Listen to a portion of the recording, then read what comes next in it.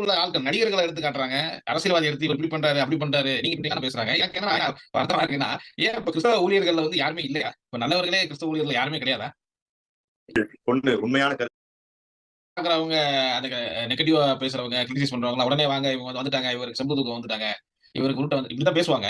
But நான் என்ன அவங்ககிட்ட நான் கேட்கிற விஷயம்னா, இங்க தவறு பண்ணாத மனிதர்கள் யார் இருக்காங்க? தவறு பண்ணாம 100% இப்பயும் சரி பைபிள் சரி எல்லாமே இருக்கு. இப்ப நீ தாவீதை எடுத்துக்கிட்டால் இருக்கு, ஆபிரகாம் எடுத்துக்கிட்டால் இருக்கு, எல்லாத்துலயுமே இருக்குது. இவங்க என்னன்னா கர்த்தருக்கு ஸ்தோத்திரம். அதாவது நீங்க நல்லா சொன்னீங்க, தப்பு பண்ணாதவன் யாரு? தாவீது கூட தப்பு பண்ணிட்டாரு. அதுக்கு அடுத்தாக்கில் அபிஷேகம் பண்ணப்பட்டவர் வந்து நம்ம கையெது பண்ணலாமா வைக்கலாமா அப்படின்னு சொல்லி கேட்டிருக்கீங்க. இந்த ரெண்டு காரியங்கள் கிரிட்டிசைஸ் பண்ணுறாங்க அப்படிங்கிற மாதிரி ஒரு உருட்டை ஒட்டிருக்கீங்க. ஒரு இன்டர்வியூ பண்ணுறவங்க என்ன பண்ணணும்? வேதத்தை ஒருத்தர் சொல்கிறார், இப்போ வந்து இன்டர்வியூ என்ன இன்டர்வியூ பண்ண போகிறோம் அப்படின்னு ஒரு ப்ராசஸ் இருக்கும்.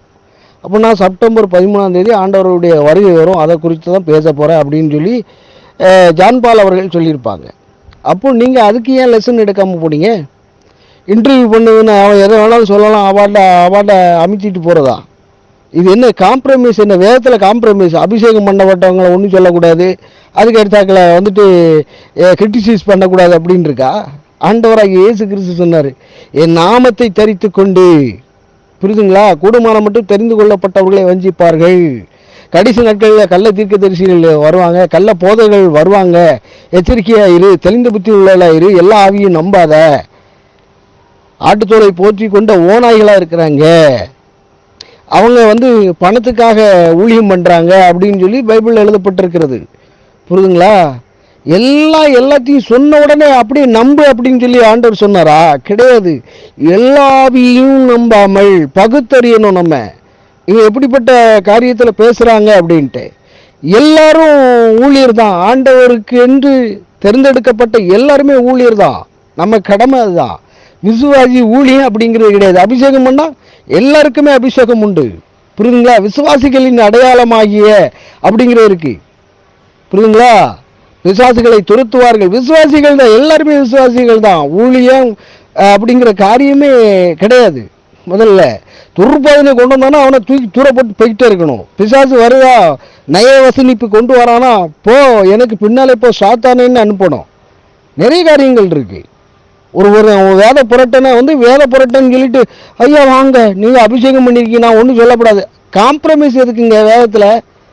வேதத்தில் நோ காம்ப்ரமைஸ். வேதம் என்ன சொல்லுகிறதோ அதன் அடிப்படையில் உபதேசம் இருந்தால் தான் அது கரெக்டாக இருக்கும்.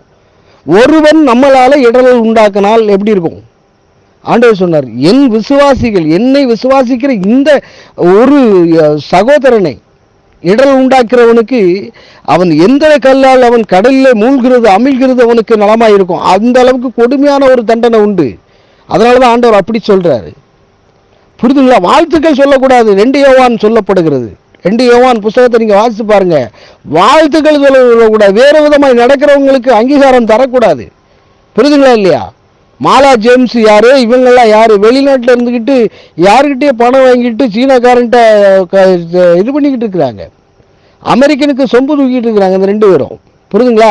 துருப்பதனை கொண்டு வந்து இது பண்ணி விட்டு எல்லாத்தையும் இடரல் உண்டாக்குறாங்க. அந்த இடரல் உண்டாக்குறதுக்கு அப்பல போய் சாத்தானேன்னு சொல்லலாம், தப்பு கிடையாது. அபிஷேகம் பண்ணிட்டா என்ன, யாரால் எப்படி அபிஷேகம் பண்ணப்பட்டவங்கன்னு சொல்ல முடியும்?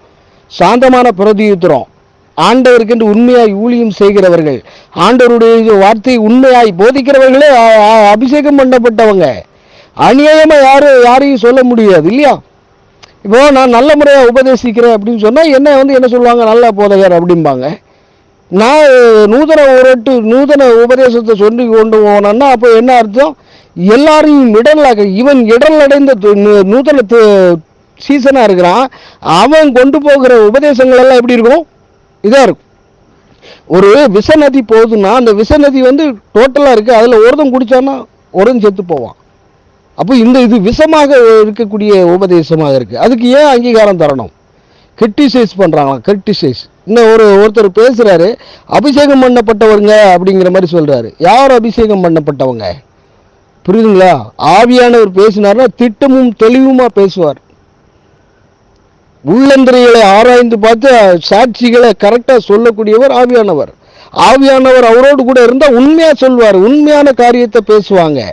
ஆனால் இவங்க வந்து பிதா ஒருவரை தவிர வேற ஒருவர் அறியாருன்னு சொல்லி இயேசு சொன்ன பிறகும் செப்டம்பர் 23 நான் 4/23 அப்படின்னு சொல்லி எண் கணிதம் மூலியமா ஒரு உருட்டுனாங்கன்னா அதுக்கு அங்கீகாரம் தண்டதுக்கு என்ன ஒரு முகாந்திரம் உண்டு? உங்களுக்கு கவனம் இல்லையே.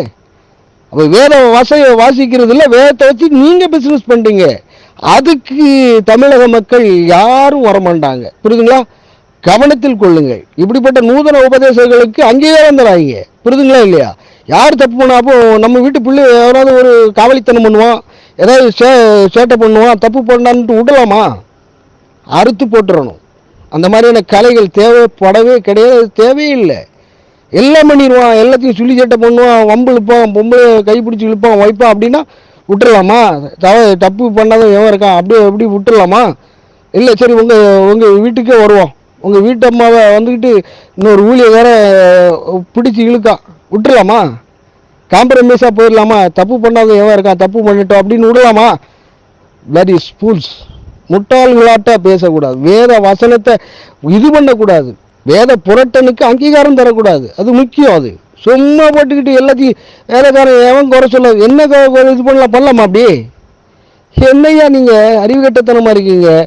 ஆண்டவரை ஏற்றுக்கொண்டவன் இப்படித்தான் இருக்கணும், வேறு பிரித்தவர்கள் இப்படித்தான் இருக்கணும், எல்லாத்தையும் திக்கற்ற உதவிகளுக்கு எல்லாத்தையும் பார்க்கணும். ஸ்ரீ இச்சையோடு பார்க்குறவன் எவனும் அவன் சைனித்ததுக்கு சமம். புரிதுங்களா இல்லையா? சட்டத்திட்டம் வேறு. நீங்கள் என்னம்மா வந்துட்டு குற்றம் சொல்லணா? எல்லாம் செய்யலாமா? அப்போ எல்லாம் செஞ்சுட்டு மனம் திரும்பலாமா? அல்லையா சோத்திரம் ஆத்திரம் அப்படின்ட்டு விட்டுடலாமா? போங்க, உங்களுடைய இது வந்து டீசெண்டான வேத புரட்டர்களாக இருக்கீங்க.